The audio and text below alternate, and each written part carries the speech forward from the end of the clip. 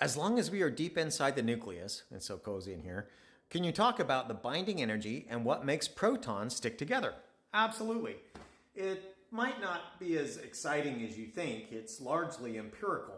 And what I mean by that is that when we look, for example, at gravity, we can measure the magnitude of gravity and come up with a theory, general relativity, for what causes the observations. The same thing with electrostatics. If I have a charge in one distribution, a charge in another distribution, I can predict based on Maxwell's equations what the attractive force should be. When it comes to the nucleus, again, it's observed. We see that in the nucleus, the protons are attracted to each other and they're attracted to the neutrons. An analogy there might be looking at water.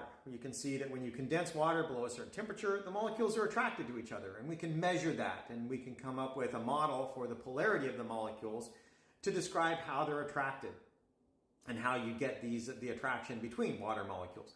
When it comes to nucleons, protons and neutrons, it's largely the same thing. We look at the attraction that we see, and then we come up with a model using quantum electrodynamics to say what kind of virtual particle exchange has to occur for that. It's the same thing that we do with electrostatics. You actually look at virtual photons being exchanged between charges to come up with a very precise calculation of the attraction that you have between two like or opposite charges, whether that's a positive or negative attraction.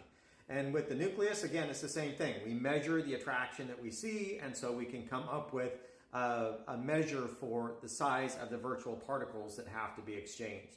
So it's just another force. Theoretically, gravity could be the same thing. You could be exchanging virtual gravitons, but it really is just empirical. How strong is that attractive force, and what in a standard model is it that's taking place that gives rise to that attraction? So I hope that answers the question. Maybe it did sound complicated. It's really just an empirical observation and matching that to the standard model. So thanks for asking the question. Hope you enjoyed the video. Have a good day.